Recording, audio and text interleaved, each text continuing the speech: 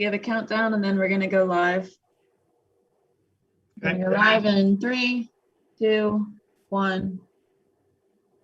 Okay, good afternoon, everybody. Thank you for joining us. If you don't know, I'm Representative Dan Miller. You have tuned in to the latest edition of our Disability and Mental Health Summit, all virtual this year. So we are glad to have you here and thankful very much for everybody who's helped make it happen, including Gateway with their sponsoring our event, making sure our interpreters are here and being available for people. We appreciate that. And all the organizations who'd helped make this event special, as they always do. And Patton has been with us. I was just joking a bit earlier here that I think they've been with us every year and always been tremendous. So we're glad to have them again here today. Let's remember a couple housekeeping things first and foremost regarding continuing eds. Again, we apologize for the, we usually have Con Ed every year. We do not this time, just the limitations of the virtual format. We just cannot get the technology done or approved in some way that would make it work. So just don't forget that. We do obviously hope to have that back again March of 22. God willing, we'll be back in person then. So we'll look forward to seeing everybody then with a even greater program than we have here. But it's a great 12 sessions that we're offering, that's for sure. So also your Q&A. So don't forget, you're free to type in a question. We will be saving roughly the last quarter of the hour to try and go over as many questions as we can, have a discussion with our presenters. So, but you are free to send your questions in any time, just use feature, and then we will be prepared to talk through them as time allows, okay? So if you didn't know, again, you're here to 1:30 virtual reality, providing transition services during a pandemic. Our main presenter is Jackie Lister. She's also joined by Hillary, I'm gonna say Mangis, who unfortunately my staff ignored. We ignored her. There's nothing on this paper. I'm gonna say Hillary's great. I think she's fun to talk with and I think she knows her stuff. Jackie, they gave me stuff. It says Jackie's an educational consultant at Patton with 25 plus years experience in the field. She co-leads the Middle School Success Path to Graduation State Personnel Development Grant Project and the Patton Secondary Transition Initiative. Jackie brings secondary classroom and community-based experience from both public and private education settings. Again, sorry, Hillary, but I know you rock anyhow. So Jackie and Hillary, want to thank you again for being with us. We'll look forward to having a little back and forth with you at the end, but otherwise I will turn it over to Jackie. Thank you, Representative Miller. We are happy to be here today. And probably the bio could be both Hillary and I. So there's a few things that are a little bit different, but, we do actually, Hillary and I will spend a little bit of time giving you a little bit more detailed information in a slide upcoming. So first, we'll tell you a little bit about Pennsylvania Training and Technical Assistance Network. And this is who we work for. We are the training arm of the Bureau of Special Education. So we spend time in school districts, working with teachers, working with other school personnel, principals, superintendents, directors of special education, pretty much thinking about secondary transition is what most of the time that Hillary and I work together with this initiative, that's what we do. So on the next slide, we'll tell you a little bit about our commitment to the least restrictive environment. It is our goal in the Bureau of Special Education to uphold that least restrictive environment. We want to make sure that teams think about that first, and we think about being inclusive at every level. And with secondary transition, we think about that all the time. When we're looking at outcomes for students, we really want to look at what is the least restrictive environment while students are in school, because that is what we want them to be able to experience when they leave school. So it's a really critical component. And then we also take a look at our connection to families. When we think about family engagement, we want that to be something that's an equitable partnership.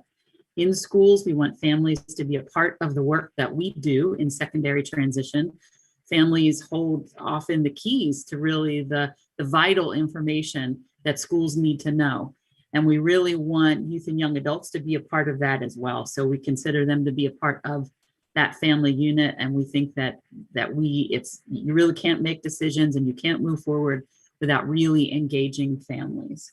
And just a little saying that kind of promotes that as well. When we think about children are the priority, change is the reality, and collaboration is the strategy. And boy, was that something that we really experienced in the pandemic, right? That was just like, when we think about change and we think about words like pivot and collaboration, we had to do a lot of that when we were thinking differently during this pandemic. So first, the chat might not have been enabled when you first came in, but Kelsey's going to take care of enabling that for us. And we just kind of want to get a better idea of who's here with us on the call today. So if you can just enter into chat sort of your role. If you want to put your name, that's great. If you don't want to, you want to introduce yourself, fine. But we just like to get a better idea of who's joining us here in this group. So if you want to go ahead and enter that. I see we have a speech language pathologist with us. OVR Early Reach. Hi, Brett. Behavior support specialists, parents, social workers. Oh, now it's going too fast. School nurses, home service nurse, advocate, a young adult with autism, mom of an adult with autism. Accessibility services for colleges. Wow, I mean, we have a lot of diversity within the stakeholders that are joining our call today. So this is great. Yeah, the home services, home nurses. Wow, this is terrific. So happy to have you here. Human resources, Job Corps, excellent. Okay, I'm going to go ahead and advance the slide for you, Jackie. So this is just the time when Hillary and I will tell you a little bit about ourselves. First, yes, it's a little weird that our Bitmojis are dressed the same. Hillary and I spend a lot of time together, and we do a lot of work together with secondary transition. And we said, oh, let's put our Bitmojis on our work today. And so I had mine, and I said, yeah, I recently grew my hair out and Hillary said, oh, I'll do mine. And we ended up with almost identical Bitmoji outfits. So I know it's a little creepy, but it is kind of who we are. So as I was introduced by Representative Miller, do work for Patton, have a lot of deep and long background in secondary transition. It is the heart of what I do.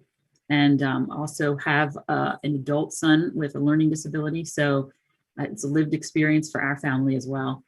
But I really do love the work I do and am happy to be here with you today. Hillary? Hi, everybody. I'm Hillary. I am a certified school psychologist. I also have papers for supervising special education. So I worked as a school psychologist in both early intervention and school age. I have also served as a special education director and coordinator of student services, so a little bit of everything prior to coming to Patton. And I have two children.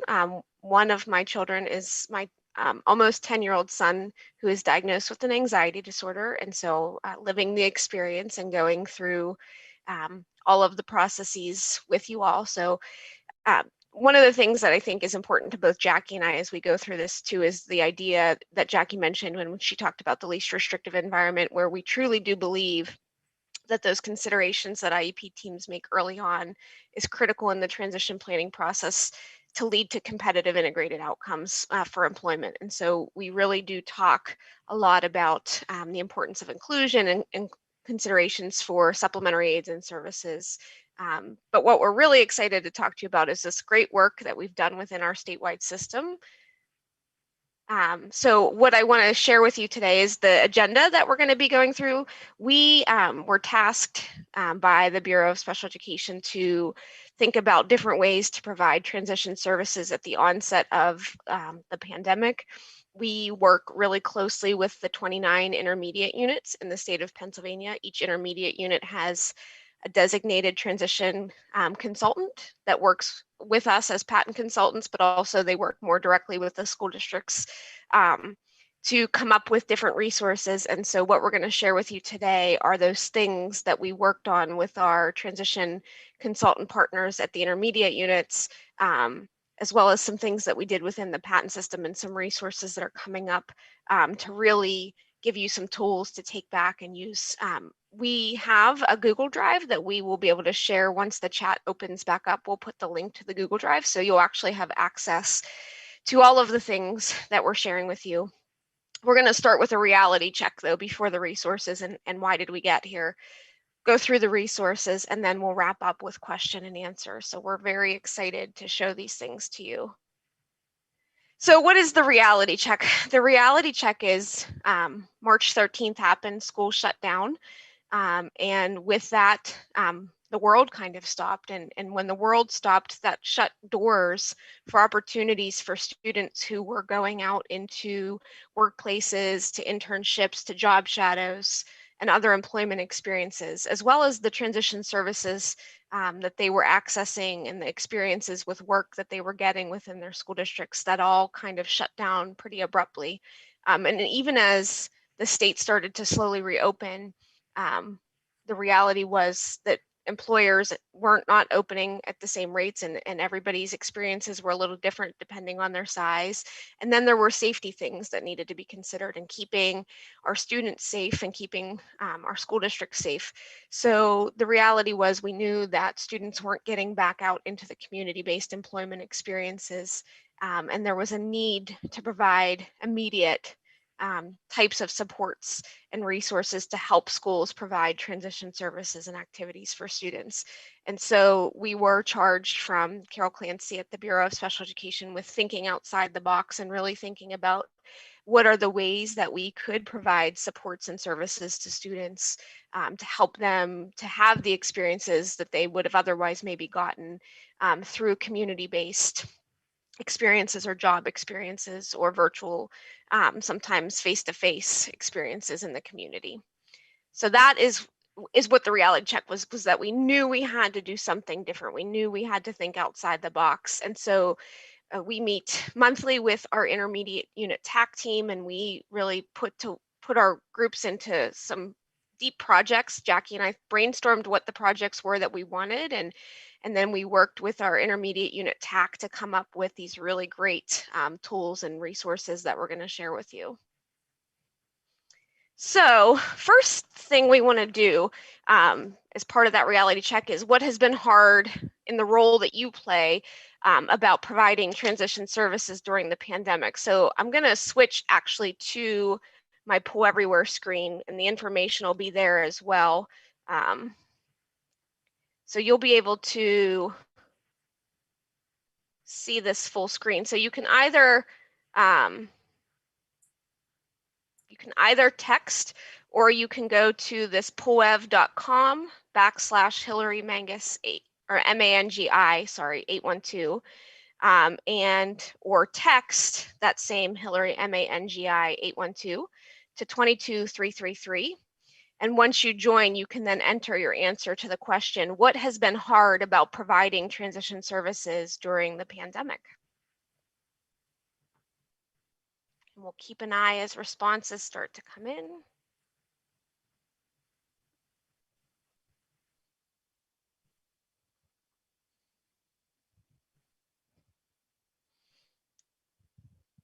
Let me see if I can put the link. Jackie, if you could throw the link into the chat, maybe. It looked like it was still up.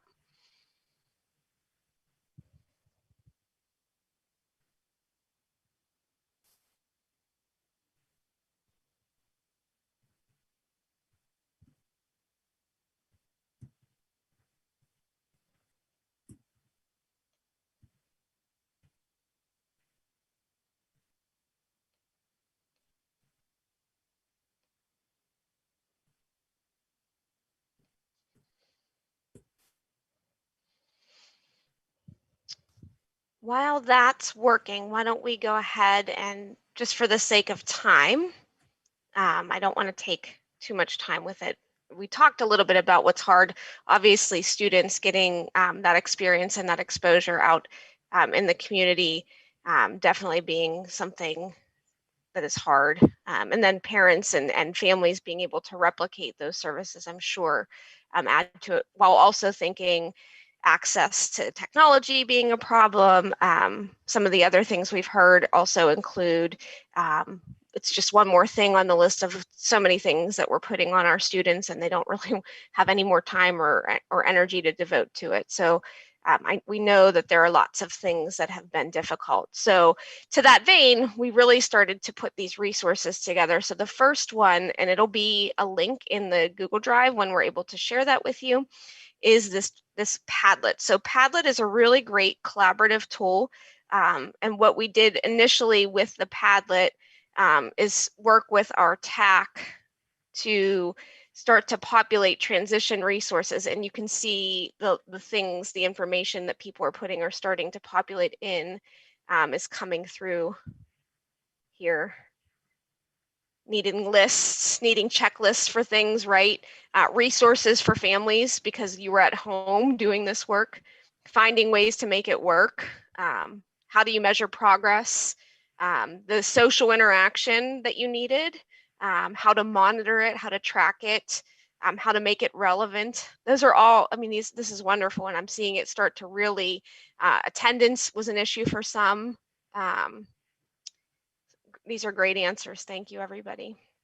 Providing it sporadically versus providing it live. So the Padlet was our first immediate resource that we were able to put together. And what we did was take the 3 IEP goal areas of post-secondary education and training, employment, and independent living, and asked our intermediate unit TAC and our patent consultants that work on the transition initiative to begin to populate that with resources that people could be using on the ground, ready to go. So for example, just even the links to offices for disability services in colleges and the virtual college tours that were being set up, college fairs, college tours, underemployment, different videos about careers, virtual pre-employment transition services, so different activities that can be done, interviewing tips, how to become a determined self-advocate, lots of resources within each of the buckets of the IEP goal area. And then what we also did was say, we know that there are going to be individuals with more significant needs that are going to need resources also that might not be able to access some of what we put here. So we also added a tab for resources for individuals with significant disabilities. And so there's a plethora of things that can be accessed here for individuals maybe with a little bit more need for support. And then finally, the other thing that we wanted to do is, and we always talk about, how do we make the connection to things that are happening in the general education setting, and through that is the career education and work standards. So we also took the 4 standard areas. So all career education in schools has to be aligned with the career education and work standards. And so we have career awareness and preparation, retaining and advancing in a job, how do you get a job, and then how do you create your own employment. So these resources have been shared and shared and shared, first through our intermediate unit TAC and then to the local school districts. So you'll have a link to this resource, and it, like Jackie and I have said, like there are millions and millions of things you can find here to kind of work through the transition services as we're working virtually. And I'm going to jump back to the PowerPoint and then talk to you a little bit about one of the really cool things. So you can see that we embedded our Bitmojis, but a lot of that came out of what was happening in the education world in general, where classrooms, when they were virtual, teachers were being really creative and inventive and creating virtual classrooms through Bitmoji and through Google Slides. And so our intermediate unit TAC actually led a work group to create virtual transition fairs. So in a lot of our districts and a lot of our areas, we partner with people from OVR and our different agency partners, and we do in-person transition fairs in a lot of our regions. And knowing that that wasn't going to happen for many schools, we decided to take them virtual. So this one is the first one that was done, and this served as a template that you'll receive in the Google information about how do you create your own transition fair virtual. So there's kind of like step-by-step directions. If you're a school district or if you're an OVR person and you want to create something like this, you'll actually have the how to create this. So this again was Bucks County Intermediate Unit and our great TAC there. And what I want to do is actually take you through it so you can see a little bit about what they have there. So once you kind of get into the transition fair, you are able to open different doors depending on what you want to learn information about. So what's great about them is you can replicate them at a local level or at a kind of like a little regional level, but the resources that you link there will be ones that are specific to your area. So this is obviously Bucks County, Pennsylvania, but the resources that they might have in terms of community resources would look a little bit different than what you might find, for example, in Allegheny or Delaware or Philadelphia. So you can see that they link, and then once you click on some of these are all interactive links. It actually takes you to information and or a video that you can watch and learn about the different resources. And so it's a really nice way to make information accessible to youth and families during this pandemic time. Okay. All right, Jackie, you're up. So the other thing that happened that we know has been actually going on for a while is this something called a virtual reality fair. So these virtual reality fairs were developed by banks and and has been going on for a while. So some of our TAC told us about, our training and consulting specialists at the IU level told us about it. And we said, well, what a great thing to be thinking about. Now let's get in touch with these folks and see if this is something that they can actually do virtually. So this is an opportunity for young adults to be a part of a program that is offered. Hillary's going to get up some of the information. There we go. That it talks about, financial planning. So it was a credit union that actually did it. And one credit union built this and other credit unions have worked with it. They've been very open with sharing their resources with us. This would be a sample agenda of something that anybody could host. It wouldn't have to be a school, but we were actually providing this for our education partners, but anybody could host this. So it gives an opportunity for youth and young adults to be a part of a program that takes a look at what does it really cost to live. So if I think I want to have this kind of a job, but I only want to work part-time, but I want to live at this kind of a place, gives them a better picture of what that might look like and how to plan for that, how to save for that. It offers counseling around benefits, things like that. So this is one sample of an agenda that they put together, and a number of our intermediate units and school districts actually did host these virtual reality fairs. So this is a resource that we think that's out there, and we think it would be, a great opportunity for people to offer to young people in just about any setting. Lots of different settings that this could be done in. So we really would encourage you that if this is something you want to do, you can use these resources. We've had a question about where do we get these resources, as Hillary said, and we've posted a couple times in the chat and also in the Q&A. We developed a Google Drive for you so that you can get links to all of these resources, everything that was created by the folks at our intermediate unit level. And through the work that Hillary and I have been doing, we're sharing every bit of it. Everything you see here, all the handouts, everything will be available for you to just take and use, customize as you would see fit. So those links, that's been shared there in the Google Drive. And you're welcome to use any or all and share anything that you do see. So that was the virtual reality fair. It gave a little bit different picture, something that could be happening, in the school setting. Then we also thought about during the pandemic, especially in the beginning, there weren't opportunities for our young people to get out and into work site settings.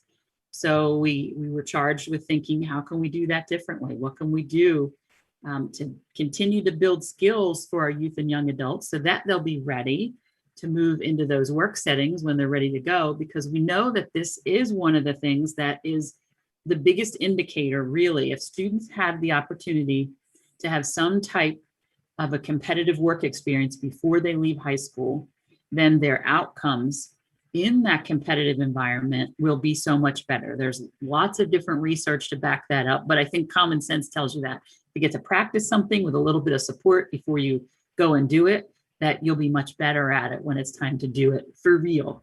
So this group put together a series of supports, and Hillary is showing you an infographic that they created so that if a group wanted to go out and talk to employers in their area and say, hey, are you interested in helping us and supporting the work we're doing with students?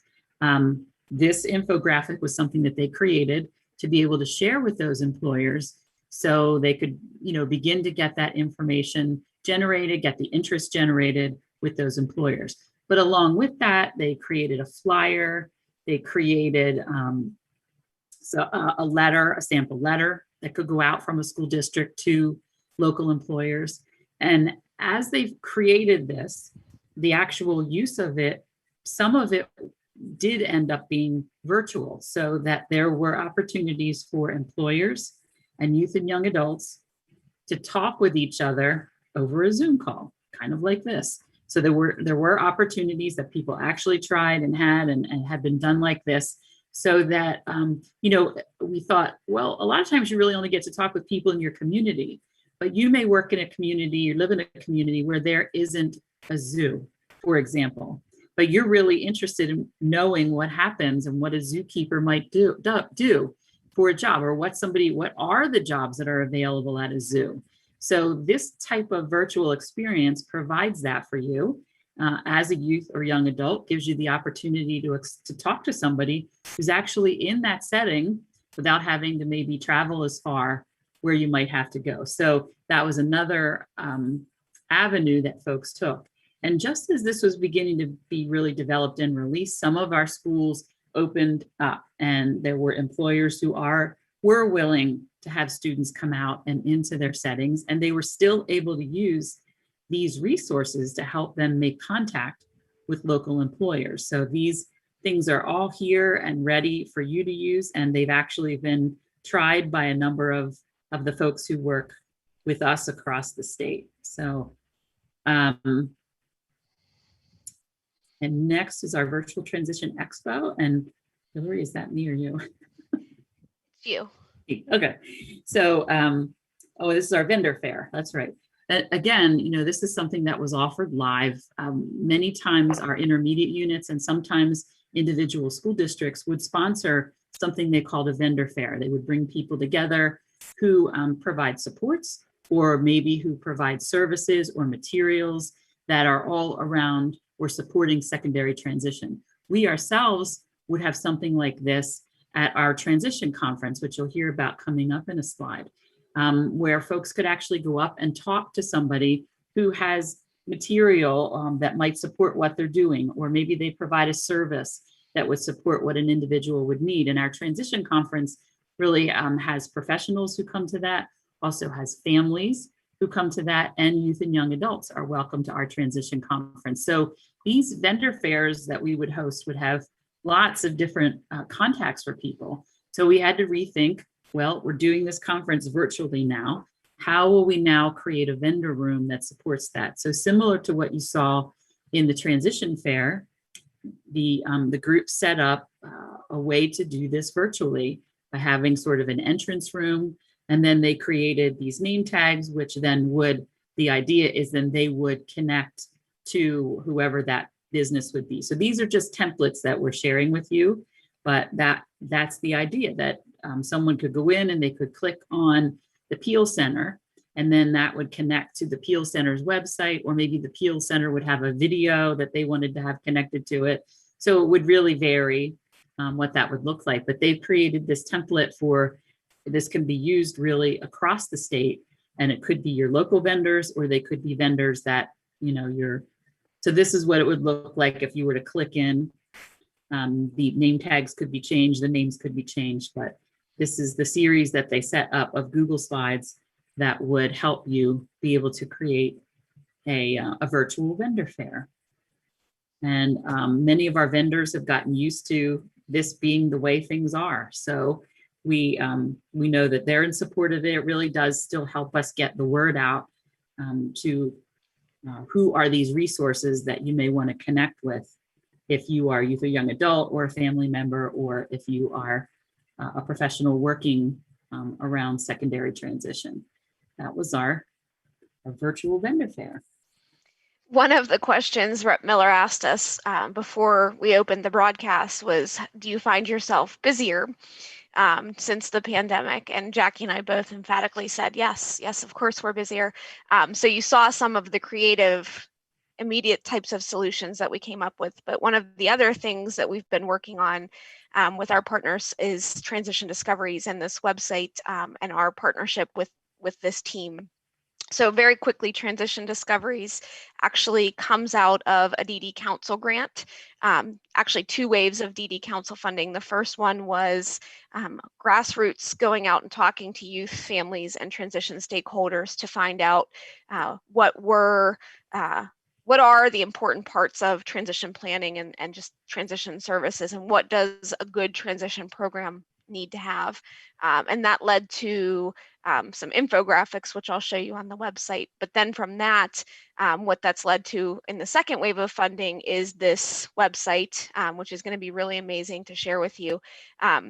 The other part that you need to know about this is that this has also resulted in a partnership between this group out of George Washington University, Temple University, the Pennsylvania Youth Leadership Network, and now what is called Transition Quality Empowerment Project to work with school districts in Pennsylvania to administer the survey in local school districts and areas, provide funding to those school districts to then turn around and use their survey data to really do action planning with youth and family, as well as transition stakeholders to improve transition practices. So we spent all of last year leading into the pandemic training our intermediate unit TAC to be trainers of Transition Discoveries. And now this year we are implementing with 10 school districts our first year through, and look to have additional funding for next school year, where this year the schools that are implementing have really worked on figuring out who they want to be part of their transition team, who are the people that they're going to survey.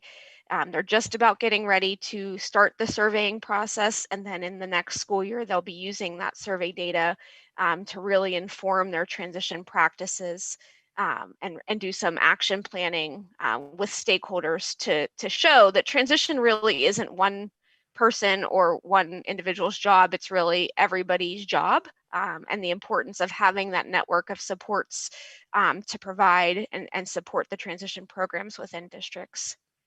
So transitiondiscoveries.org is their website. On their site, you can find out a whole bunch of information, but I want to really point you to are 2 things, the framework and the resources. So in the framework, you can see what their research said were the 9 main indicators of quality transition programming. And if you clicked on any of those, let's say, for example, employment, you can watch a video about what employment is and what it can look like.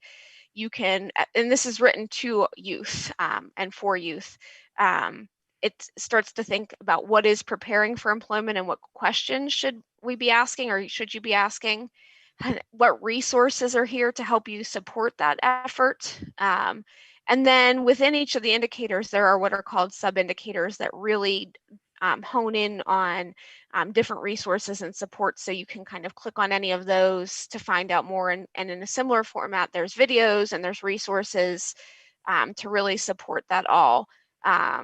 So you can do that with any of the 9 indicators and the sub-indicators, but the resources are really rich. So in the resources, and I share this as a partnership that we have, but Jackie and I were also part of helping to develop some of the content for this website. And we'll talk later about a website that we're developing that'll be written more for the adults supporting youth that will complement this. But you can go within any of the indicators, and you can say, I want to look for resources related to these 2. You can hit search, and it will pull up information or a resource that might support that. And those resources are being updated constantly. Resources can be anything from activities to lesson plans to infographic guides to fact sheets, all of these things here to help support the work that you're doing. And again, what's great is that a lot of them are kind of like make and take. You basically have a whole readiness activity here for you to kind of complete and explore that resource.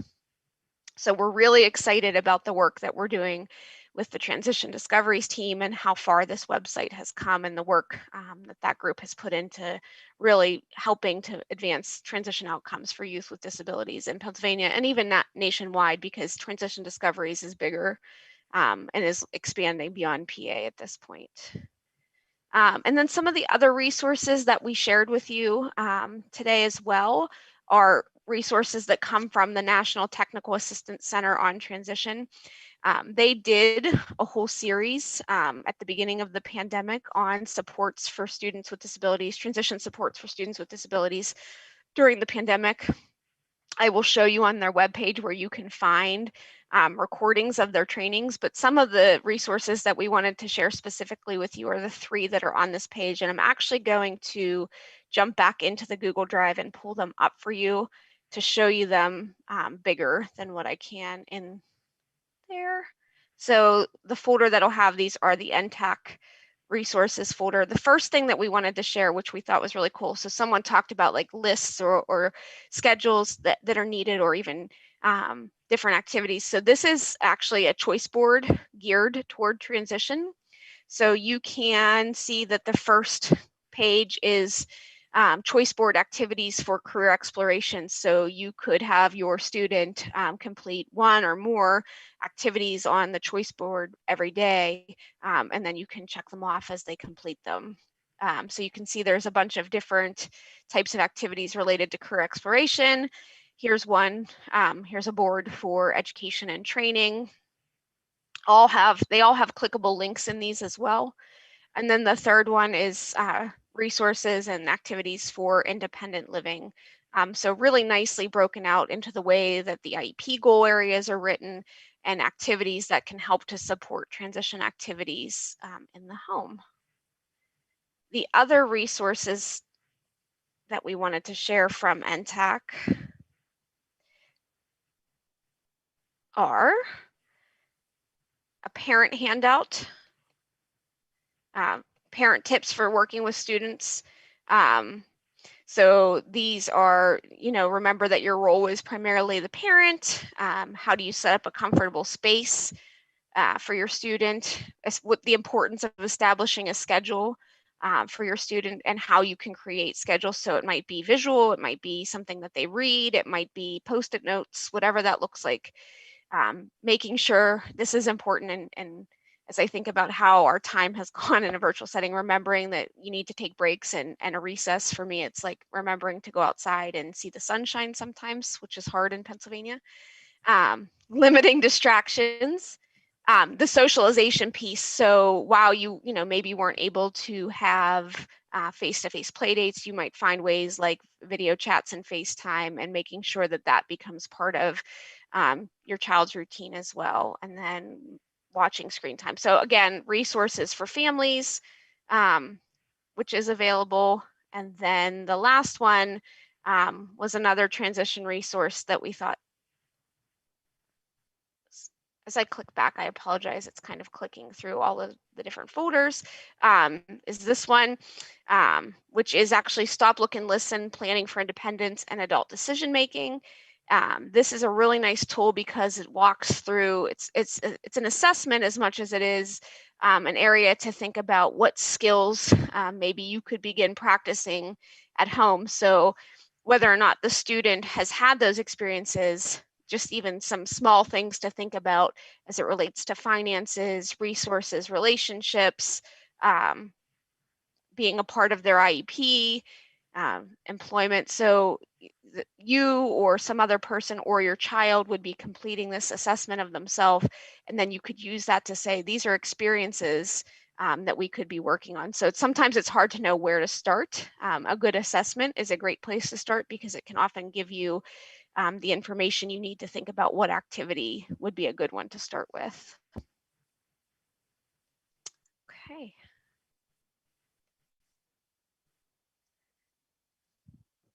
All right, Jackie, you're up.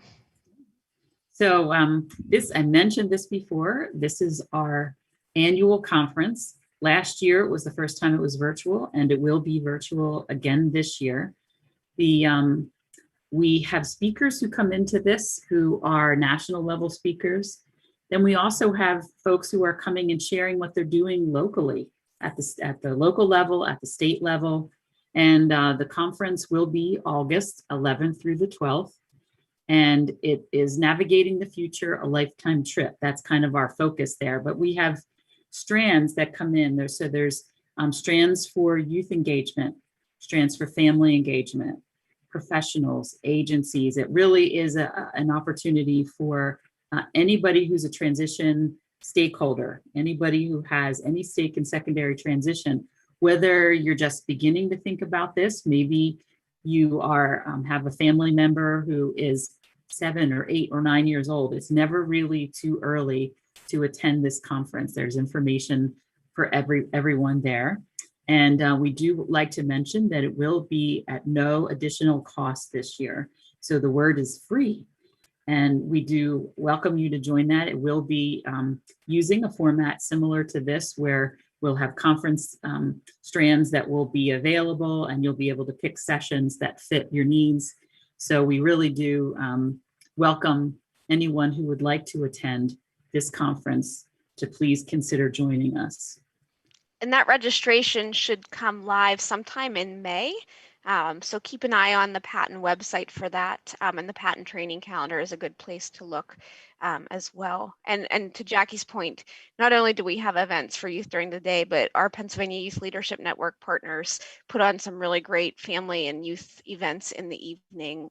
Last year they did a virtual escape room, a virtual dance party, some other really great activities. So it's just a good way to connect with other youth and families as well. So if you're here as a youth and family, we really would love to have you with us. And again, it's free.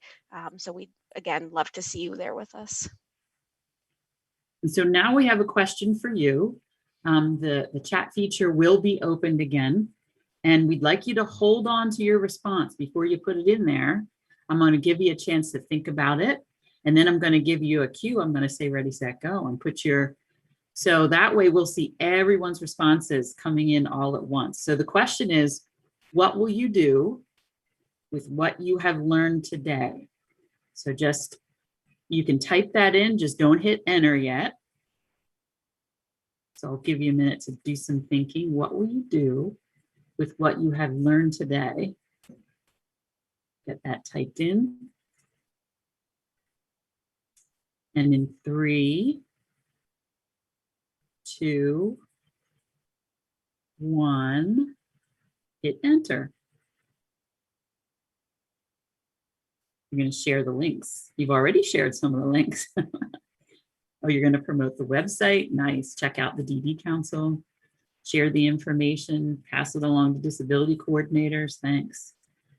Utilizing them to plan and collaborate on events. That was one thing we saw happening more than ever in the state, where we saw 2 or 3 intermediate units working together to share their resources. They might be local to each other or not. And they had evening events that were happening, and they made available to parents. They made available to youth and young adults. So that was something we saw happening during the pandemic that we didn't really see happen any other time. So sharing across districts is a great idea. Providing information to families, thank you, that's great. And collaborating with other partners on the reality fair, terrific. Talking to students, fantastic. Do you like the information? Good, we're glad. We hope it's very useful to you. We think it's very user friendly, and we want to make it so that it is available. And don't forget that Google Drive, it will be there and you can access that information. We just figured that was the easiest way for us to be able to share these rich resources with you. So thank you for that. All right. So we were asked to save about the last 15 minutes, and I think we're just about there, to open up to Q&A. So we'll do that. Yeah. Well, thank you, Jackie and Hillary, and appreciate it. Love the interaction that you guys incorporate. So that was very nice. We'll take a look for some questions. I do see one that comes through on our end over here. The person says that we advocate on behalf of the blind. So I was wondering if you were going to have any further stakeholder meetings with blind community members. So we haven't had stakeholder meetings. Our transition initiative at Patton, there is a group that is specific to students who are blind, deaf, hard of hearing as well. And they have a whole plethora of resources. So we can share the name of our Patton Pittsburgh colleagues are Jennifer Craig and Greg Lazier. They will have a lot of resources. But I will say, back to the Padlet that we had, there were resources on the Padlet that were specific to individuals who are experiencing blindness or who have blindness. There's another question. Did you experience any challenges with providing transition services to youth aging out of foster care programs?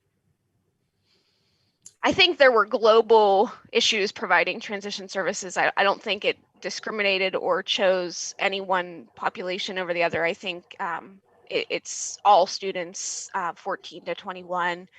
But the ones, again, that we were most concerned about were the ones who were aging out of transition services. So yes, but yes to all of it.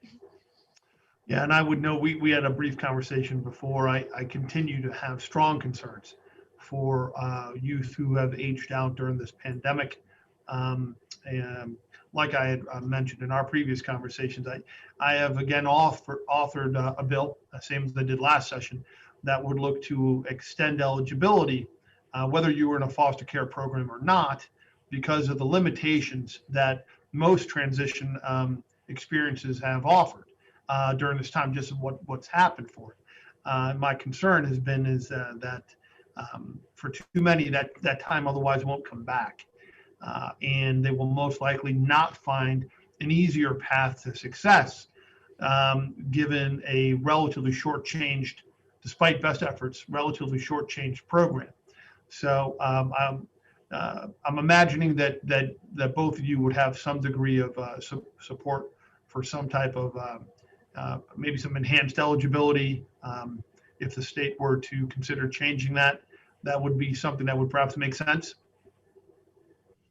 I think it is something that is definitely being explored at levels above Hillary and I. That's really more Bureau of Special Education. That's where those decisions are made.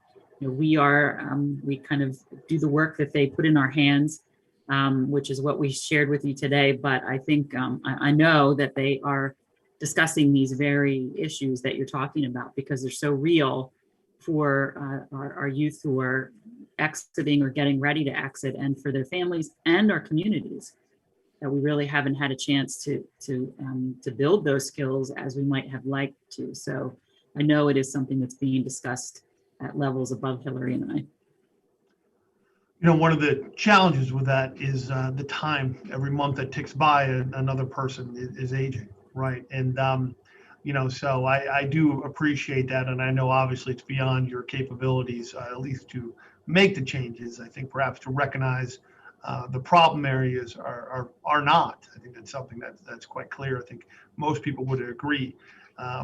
So even, to be honest, even with those people who may not age out, but let's assume that the state of emergency changes at some point soon, and next year, God willing, is a school year that's largely in place.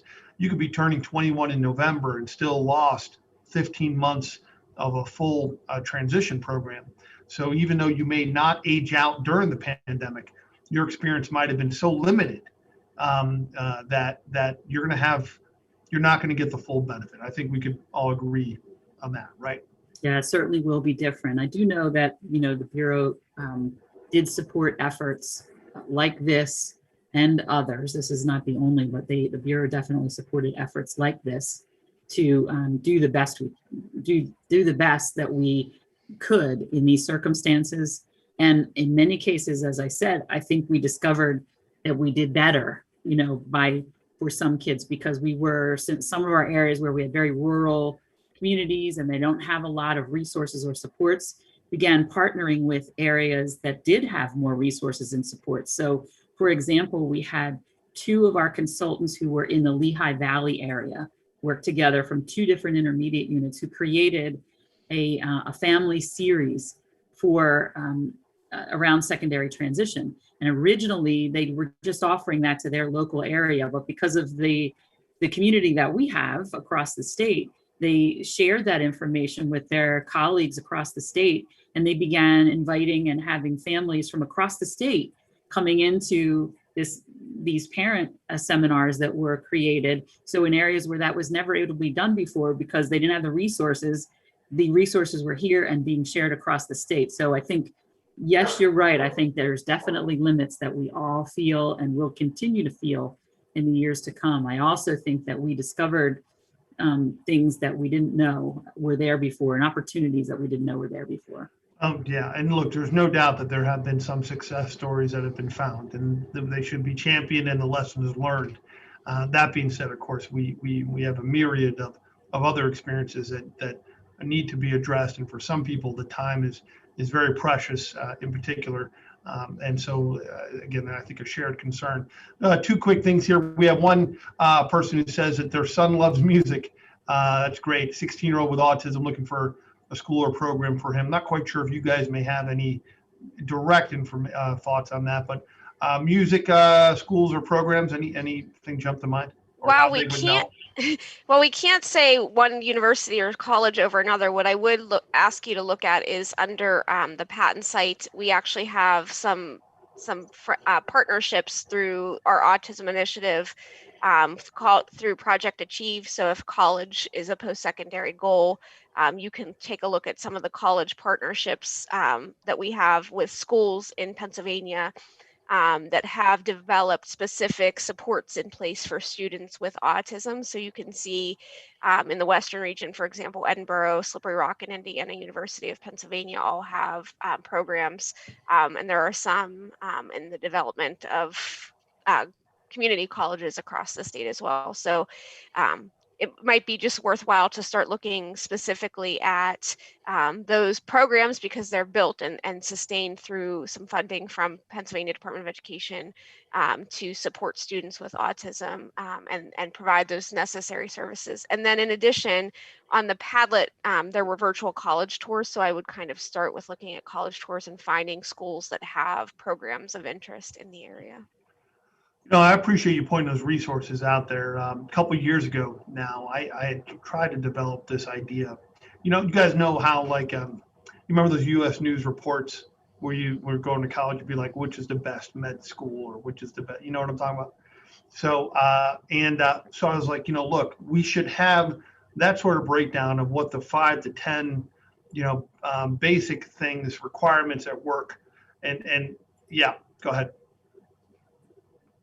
I'm just pulling up the other specific resource. So it has all of the colleges and universities in Pennsylvania, how to find the disability services office, and then links if they have virtual tours as well. So it doesn't have what programs of study they have, but what you really want to key in on as a parent of a student with a disability is having your student be able to develop the skills to advocate for their needs and wants, and to be able to, because that's another important part of transition, is that when they go away to college, it's not an IEP, it's Americans with Disabilities Act, Section 504.